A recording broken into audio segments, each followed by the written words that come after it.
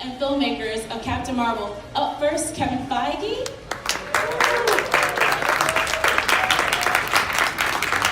Excellent. And then right after that, we have Lashana Lynch. Jude Law. Our Captain Marvel, Miss Brie Larson. The linchpin of the MCU, Mr. Nick Fury, Samuel L. Jackson. Gemma Chan. Clark Gregg. And the dynamic duo that brought all of this together, Anna Boden and Ryan Fleck. All right, let's take a seat, guys. You should have a microphone right behind you. Okay, so I'm not gonna lie, like I'm so ready to go higher, further, faster. This is just, I'm so hyped for this movie. I've already seen it twice, and I hope everyone's gonna see it like 4 times like me. Kevin, I have to ask you, I know that the pitch with Anna and Ryan, there was something they said in that first meeting that you were like, yes, let's go. So what did they say about Captain Marvel? We're like, these are the guys. Well, it was more than one meeting, right, guys? There were a number of meetings, and it's their body of work, and it's their focus on character, and it's their focus on, and our belief that they wouldn't have lost the character amongst the spectacle and the fun and the effects. And really, Anna spoke very eloquently about Carol Danvers and about that female hero. And over the course of developing the movie and producing the movie, Anna went up in a jet, as did Brie, which was super impressive, and I wouldn't do for $1 million. And you did as well, didn't you go up there? It's astounding. So yes, it was those early meetings and their amazing body of work that made us realize they could bring Carol to life. I love that. And then, of course, we have our Carol, Miss Brie Larson, Captain Marvel. This character, I don't want to tell too much, but this is not your average, not just a damsel in distress. This is a woman she's got a little edges to her. She's got some other things, but I've heard you say that this is what you love about her, is her dark sides are like a little bit extra. So tell us about why you love this Captain Marvel. There's a lot to love about her, which is why I was really excited to do this. In particular, the idea of playing a superhero or a female superhero, particularly because my interest is in female complexity, I was a little worried about playing somebody, a superhero that would be perfect, because I don't feel like that's realistic or something aspirational at all. In particular, even with my job, like you get to see this beautiful finished product where I look great, maybe, in your opinion, but you don't know all the other takes that are on the cutting room floor where sometimes I physically landed on my face doing stunts, and sometimes I just do a bad take. It's just how it goes. So getting to play a character where the whole character arc and turn of this is watching her be this major risk taker, which means it's not always gonna work out the best. And those are the moments, the defining moments of her character, where she doesn't lay down, she gets back up. I mean, that's everything. That's for everybody. There isn't a person who can't relate to that, I don't think, because I can't personally shoot photon blasts. There's not enough prep in the world for me to do that yet, but I will figure it out if there's a way. But I can stand here and say that I am really strong. I was able to deadlift 225 pounds, I was able to hip thrust 400 pounds, I was able to push my trainer's 5,000 pound Jeep up a hill for 60 seconds. So this concept when it comes to like gender norms or what the human body is capable of, or in particular maybe what a female body is capable of, it's capable of a lot. You know. Doing that for me. She sent those. I also was doing it to brag.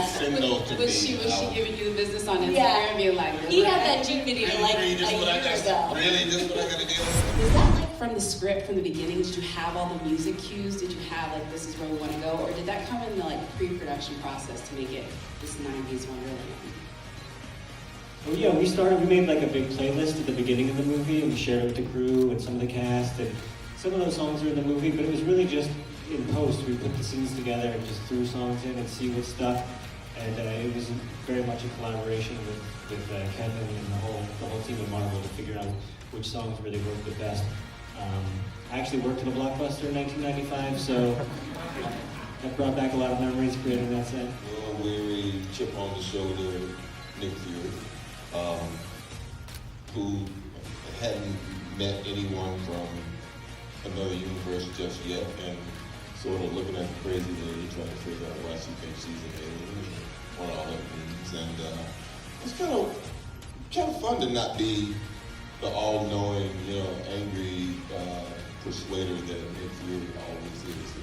And even more refreshing to have two eyes, so I didn't have to cover one eye while I was learning my language. Yeah, no, that's awesome. And you never forget your first alien. Let's keep it real. Also, did you see, I want to know from maybe Kevin or maybe you guys together, did you see Robert Downey Jr.'s like de-aging in Civil War and you were like, okay, I need to get this immediately? Like how did that come about? Like were you like, okay, I'm next? Or how did that whole go? And then how was the process of that, on set with that little added bonus? It's not a real on-set process. Oh, no? They put the wig on me and they put dots on my face, so I kind of felt like I was in Wakanda. Okay. And, they started exploring, different things that I'd done before so that they could use facial expressions that were already there. Fortunately for me, I'd done, like 3 movies before this one. So they had stuff to refer to. So it was cool. Were they happy that you were going to be in a Marvel movie, or were they like, if it's not Frozen, I don't care anything about it? I know they cared. But they cared only in the vernacular of a teenage kid, so it's like, yeah, it's cool. That's really, really great. That is... That's about all I got, but I knew that was quite high on the Richter scale, That's huge praise Yeah, exactly. for a teenager. That's like a... I was just saying to Kevin, they saw it this week and then there's a screening next week in London. The fact that they all want to come again is a very good sign. With friends. I love both of you guys because we're all a little confused, but you're back. You're back. You're back. I'm confused myself. Thank you. But you're back in the MCU. What was it like being back on set, Marvel feature film, Coulson is back? It wasn't a long conversation.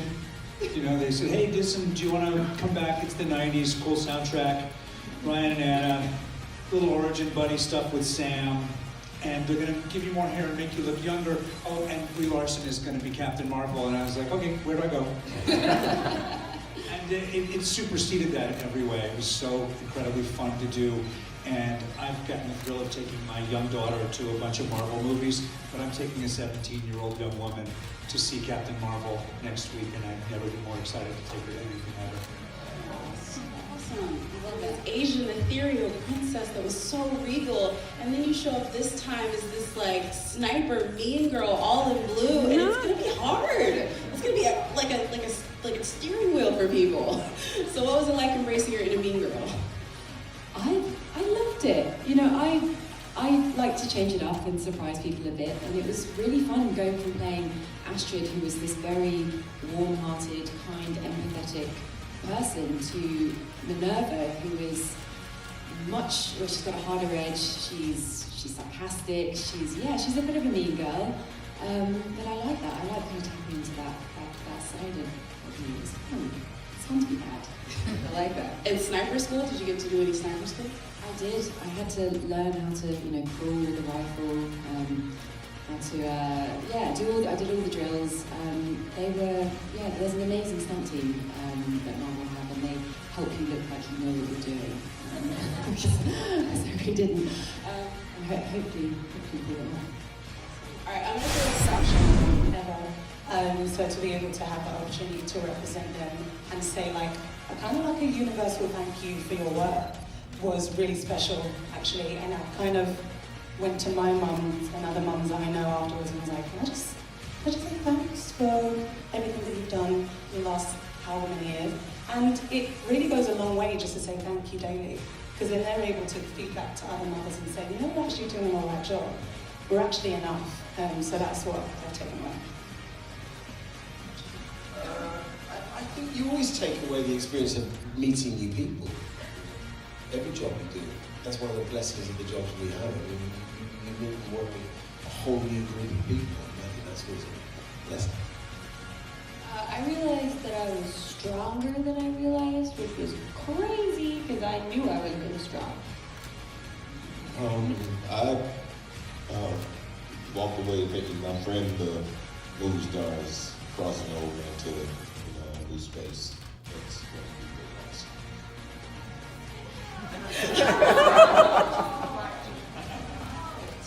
Her anonymity is gone. Yeah, you can't do this. He loves having a front row seat to this, man. Yeah. Dang, Garen, the Oscar like always in the corner, like, dang, you're like weird. As a good friend would. Jim? I now know that if you're going to play a blue character, you have to go to work at 3 a.m. Facts. More of that. I've had a long journey, 11 years I think, and including 130 hours of television and a lot of trauma and heartbreak. So for me to come back around to a very innocent, excited space, an origin moment, was I found it really moving.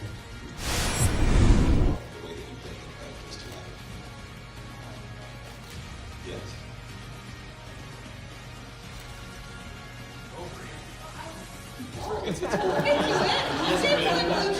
Cheers section. Do you want to answer for me? Please. Well, I mean, that's kind of an interesting question because it's not so specific as that I'm not going to do anything for a specific reaction. I'm just doing what I can do based upon my experience and my one body, which is why representation on screen is so important, because not one of us can tell the entire story. We can only tell our piece of it. But with films like this that do end up going international, a lot of times in smaller movies you don't know. Sometimes they do, sometimes they don't. It means you get to have a really extensive conversation with movies like this. And I'm so grateful that this film has so many pockets in it. If you want to just enjoy it, you totally can. But there are a lot of aspects to it that I think are worth, talking with your friends about, talking with your family about. And so when you have a multicultural, global conversation like that, I think it allows all of us, through the veil of metaphor of a film, to be able to reveal some deeper truths and maybe empathize in a new way. Does that answer your question? Okay, cool. I just want to And are you a cat person in real life? Question to the answer to the last question. No, I'm not a cat person. But I'm also not a dog, bird, or fish person either. So I don't engage pets. Reggie is like most animals that people bring to set that have been trained to do this, that, or the other. He's snack oriented. Give him something to eat, he shows up. You give him something to eat, you talk softly and nice to him, give him something to eat again, they love you. So it works out. And that was actually forecast, but Reggie did the majority. He did the heavy lifting most of the time. But it was great to be around. I mean, she had more problems with it than I did because she has cat allergy. Personally, I'm severely allergic to clear. I mean, not problem. I mean, issues. We weren't it was not sort of like diva, like we couldn't work together. He was trying to sabotage me, kind of. We didn't hang out between shots. I mean, nobody was walking around like, hey, let's carry Reggie around. No, we gave back to the people that owned him and, let him be in his own space. And send him back to his own trailer. Just to be clear, the other three cats were more like Reggie's stunt doubles. Exactly, yeah, and they weren't so people friendly. I remember so it was Gonzo, Rizzo, Archie. Yeah. They really don't see it that way. I just, real quick to Ryan and Anna, because you guys wrote that in there with the cats, was there any temptation at any point not to go with because you guys added so much more work by using a live cat. That was way more hours. Why do you think that? There's something about getting a cat to just do what he normally does, and it was part of the struggle actually of having a very well-trained, very directable cat on screen, is that sometimes we just wanted him to do the random thing that a cat's gonna do, like lick his paw or rub up against somebody. And so we sometimes had to do, kind of suggest to the trainer, maybe just let him do his thing for a little while, because there's something about the spontaneity of what an animal can do, and I feel like it was worth it. I'm not gonna say Reggie did literally everything in the movie.